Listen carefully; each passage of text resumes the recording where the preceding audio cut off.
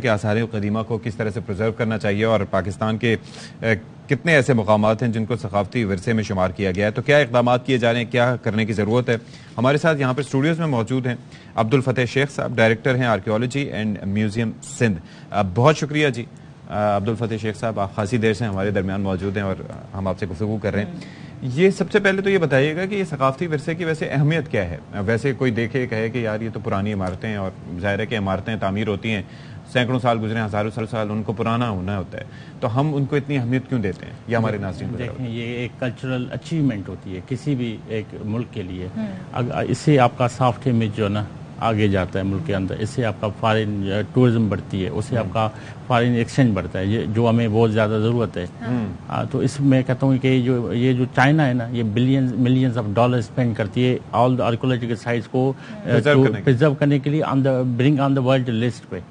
یہ جو ہم تھرڈ ورلڈ کنٹریز ہیں، ہمارے پاس سندھ میں اندر دو ہیں، مکلی ہے اور موئنجو دڑو ہے۔ 1981 کے بعد کوئی بھی ہم سائٹ لے کے نہیں آ سکے۔ اور مکلی کے ساتھ آپ کو یاد ہے وہ 2010 کے فلڈز میں کیا ہوا تھا؟ لوگوں کو لا کے وہاں پر بسا دیا گیا تھا اور بیڑا غرق ہو گیا۔ بالکل، یہ بھی ڈسٹرکٹ گورنمنٹ کی نااہلی تھی۔ میں وہاں پہ اس وقت کیوریٹر تھا، انچارج تھا۔ اچھا آپ تھے؟ میں وہاں پر گیا تھا ان دنوں کوریج کے لیے۔ ہاں میں تھا وہاں پہ۔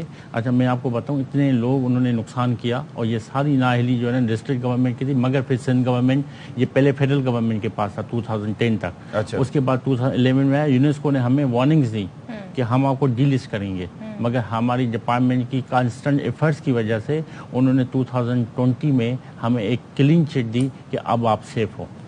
اچھا، تو لیکن ابھی بھی ہم دیکھتے ہیں کہ اس طریقے سے ہماری یہ چیزیں پریزرو نہیں ہیں جو ہونی چاہیے، جو ایک انٹرنیشنلی اسٹینڈرڈ ہے، تو مزید کیا اقدامات کیے؟ اچھا میں آپ کو بتاؤں، آپ مکلی جائیں، آپ کو جو فارن میں شٹلز گاڑیاں ملتی ہیں جو الیکٹرک پہ چلتی ہیں، وہ ہمارے پاس مکلی میں بھی ہیں۔ اچھا، وہ ہمارے پاس موئنجو دڑو میں بھی ہیں۔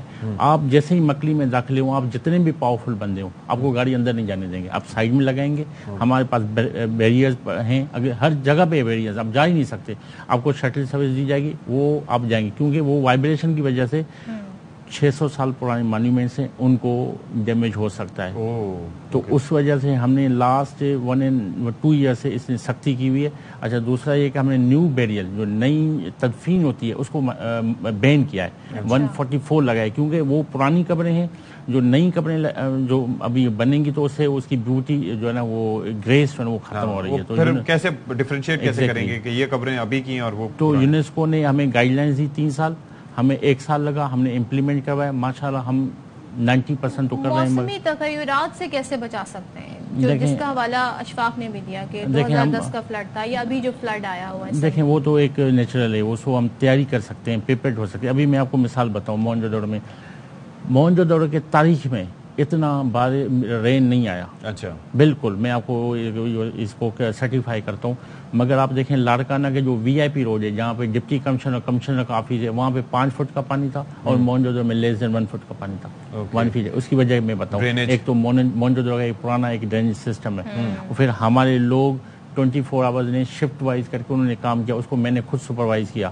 اچھا بارش کے دوران اور اس سے پہلے کوشش کی کہ اس کو پلاسٹک شیٹ سے کور کیا جائے، مگر سائٹ اتنی بڑی ہے کہ ہم کور نہیں کر پائے۔ تو ہم نے میجر جو مانیومنٹس تھے، میجر جو اسٹرکچر سے ان کو ہم نے کیا۔ اور آپ کو میں بڑی خوشی سے بتاؤں کہ یونیسکو کی جو ٹیم آئی ابھی 2 مہینے پہلے، انہوں نے ڈیمیج اسیسمنٹ کی، انہوں نے کہا ٹھیک ہے ڈیمیج ہوا ہے، مگر لیس دین 10% ہوا ہے۔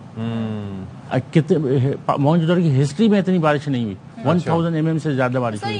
ان کے علاوہ چلیں یہ تو وہ سائٹس ہو گئیں جنہیں انٹرنیشنلی یونیسکو نے اور اقوام متحدہ نے آئیڈینٹیفائی کیا ہے، لیکن کراچی میں یا پاکستان میں بہت ساری پرانی عمارتیں ہیں، چوکنڈی کا قبرستان ہے، یا موہاٹا پیلس ہے، یا اس طرح کے اور دیگر ہیں جو ہم بات کریں، تو ان کے لیے کیا کیا جا رہا ہے؟ اچھا موہاٹا تو پھر بھی بہتر، ایون صدر میں بھی ہم بڑی پرانی بلڈنگز دیکھتے ہیں لیکن بہت مخدوش صورت ہے۔ 1950 بلڈنگز ہیں ہمارے پاس کراچی میں، سارے سندھ میں ہمارے پاس 3200 بلڈنگز ہیں۔ بات یہ ہے کہ وہ ساری تقریباً 80% پرائیویٹ بلڈنگز ہیں۔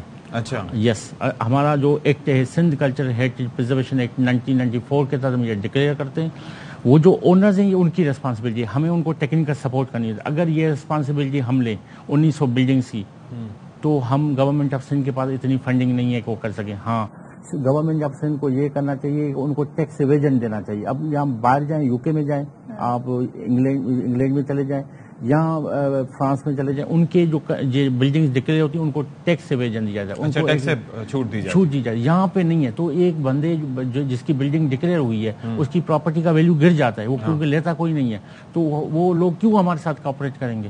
تو ہم نے تو گورنمنٹ کو بہت دفعہ کہا ہے کہ اس کو ٹیکس ایویژن دیے، کوئی سرٹیفکیٹ دیا جائے، اس کو کوئی بینیفٹ دیا جائے، وہ ہمارے پاس نہیں ہے. اچھا، اور ایسی بلڈنگز میں سے اگر ظاہر ہے کہ مناسب ان کی دیکھ بھال نہ ہونے کی وجہ سے، ابھی پچھلے دنوں ہم نے بنس روڈ کے ایریا میں دیکھا تھا، آپ کو پتا ہے کہ وہ پرانی عمارتیں تھیں لیکن ان کو ڈفرینٹ کلرز کر دیے گئے تھے، حالانکہ ان کا اپنا خاکی پتھر، اس کی الگ ایک خوبصورتی اور دھوپ سے بچانے کے لیے اس کا اپنا کردار کیا ہوتا ہے. تو ایسی کوئی رکاوٹیں یا روک تھام کے لیے آپ کا محکمہ؟ ہم نے ایکشن کیا. ہم نے ڈپٹی کمشنر صاحب نے وہ کروایا تھا، انہوں نے امپریشن لیا تھا لاہور سے، ان کی کہ ایک فوڈ اسٹریٹ تھی، ان سے لیا. ہم نے ان کو سمجھایا کہ یہ نہیں کر سکتے. کچھ چیزیں ہم نے انڈو کروائی، کچھ نہیں کروا سکے کیونکہ ایک پریشر ہے بلڈر مافیا کا، لوگوں کا پریشر ہوتا ہے. کچھ چیزیں ہم کروا سکتے ہیں، کچھ نہیں کروا سکتے. میں آپ کو یہ بتاؤں، یہ ساری بلڈنگز پرائیویٹ ہیں، ہمارے پاس نہیں ہے.